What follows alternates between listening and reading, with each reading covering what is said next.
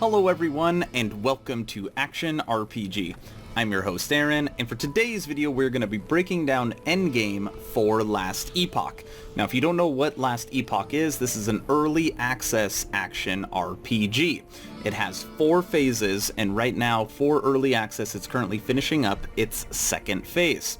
Now, a lot of people come to this channel because I cover a lot of Wolcen Lords of Mayhem, and I probably get asked almost daily what's a better buy or what's a better game, Wolcen or Last Epoch, and that video is coming, but just not today. Since I'm taking a break from Wolcen until they put out the July update Second Dawn, I've been spending a lot of time playing Last Epoch, and now that I've got to play a solid day of Endgame here, I wanted to break it down for you. So in here, this is kind of like the town of End of Time. In Lost Epoch, you do a lot of time travel. So this is like, you know, kind of what connects it all together. And in here, I am a Necro class. It's a flame Necro. And I'm working on a build and a game guide for this as well. Okay, so you've completed the whole story. You are now in the town End of Time, and there is 2 things you get to do, and we're going to run through both of them. The first thing, and the most important, is your Monolith. So when you click on this, okay, it kind of looks confusing at first, but it's very, very simple. So you get 2 options. You always get 2 options, and if you don't like those options, you can click in the middle and you could re-roll your options. So in here, you get to pick what you want to run. So for the next 2 timelines, enemies deal 12% increased damage and have 100% increased critical strike chance. Or for the next 2 timelines, enemies deal 50% increased physical damage. Okay, and then it tells you what you get based upon it. So I can get 15% item rarity and 10% increased experience, or on this one, 16% increased item rarity and 8% experience. I am going to click this one. Now once you click it, you hit start. And then it just immediately takes you in. Let's see if I can clear it fast so this video isn't crazy long. Okay, so we are now in this timeline. And we are gonna see how fast we can go.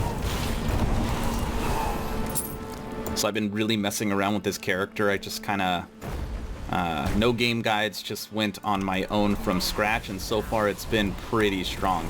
It's a flame minion summoner build, where I get all my life and resources basically through my golems.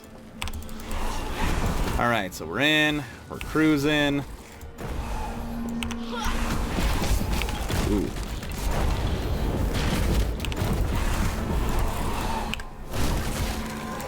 Alright.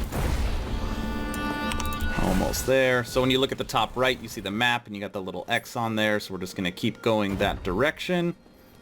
These runs normally don't take super long. Some are longer than others, but for the most part it's pretty quick. Alright.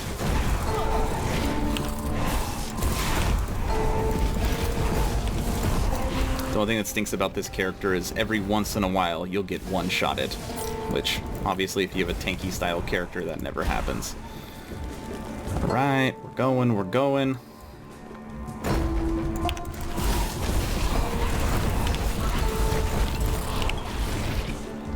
And come on, we gotta be close. I want that. Alright, well maybe this one's going to be a little longer. At least you'll get to see a full run. Unless I die.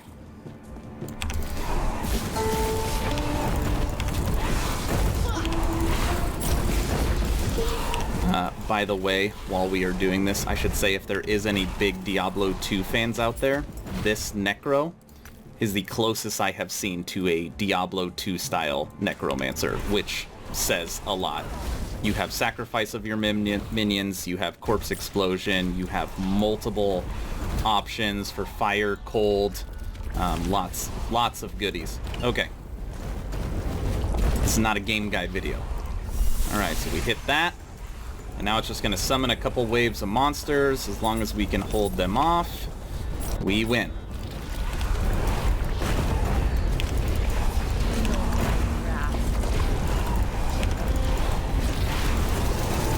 And boom.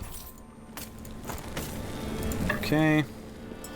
So we have finished this timeline on the Monolith. So then you hit open portal. It's kind of cool. Pulls up a green portal. And then it takes you to this area. Now this area is, I guess it's like kind of a separate room in the town. So you can immediately click on the Monolith and then you can go in again. So this would be my 4th in a row. And then the existing modifiers start to stack, and then your item rarity stacks, and then your experience gain stacks. So the idea is that how many times can you do this without dying? I think I've gotten to like 18 and then I finally died. So, and as you do that, you get way better drops. And that last one, I didn't get any drops. Now, this is the reward for every single run. If you successfully complete the run, you get this chest. Okay, let's see if we get something good. And we got crap. Okay, so nothing good. Okay, so then I would immediately go in the next run, click one, and you just keep doing that over and over again. So that is the first thing you can do for endgame. And honestly, it's pretty enjoyable because the runs aren't too fast. You can select what you want, so you can kind of customize the runs, and the runs are fairly different. Okay, now what you want to get out of this chest is this item. Where are you? Right here. An arena key. Okay?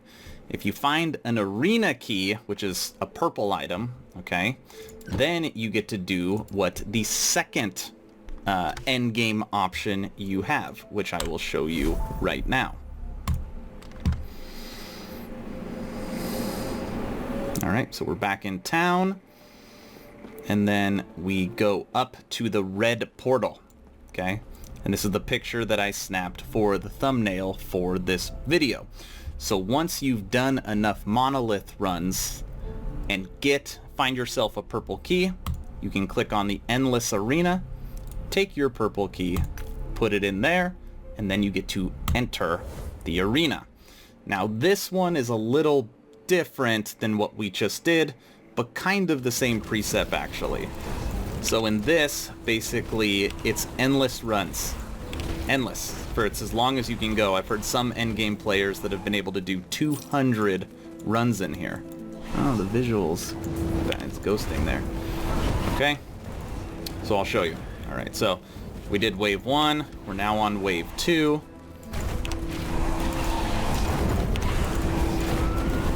Now we're on wave 3. And basically there's normally 4 corners of the map and people just keep coming out trying to surround you.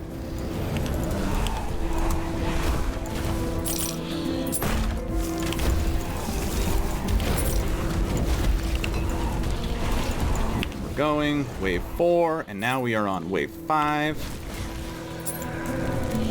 Sorry, the visuals are tearing right now. Alright.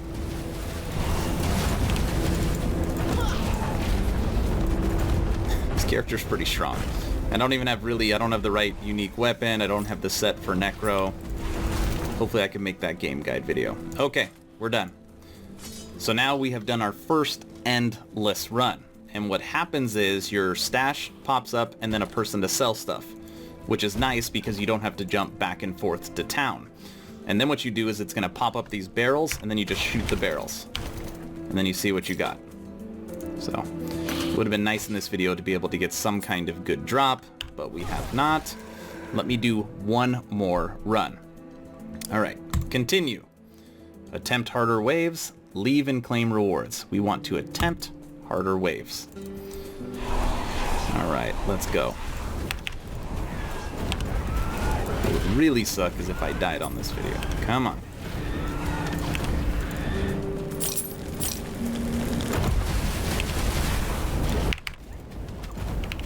Bring all my minions back to the middle.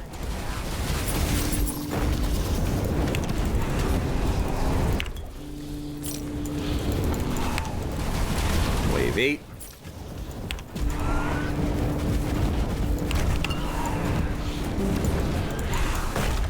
Wave 9, 2 more to go. Got a good thing going right now.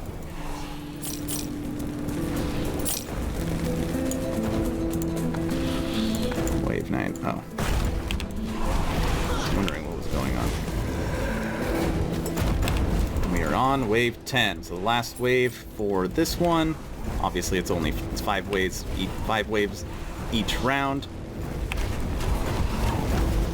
Take that, beetle. The big beetle. Done. Okay. Blow up ours. Blow up. Blow up. And again, we didn't get anything good. And then after you do 3 or 4 waves, it switches the environment. So then you might go to like ice or fire or something like that. So you're not always fighting in this grassy area. So it does change it up a little bit.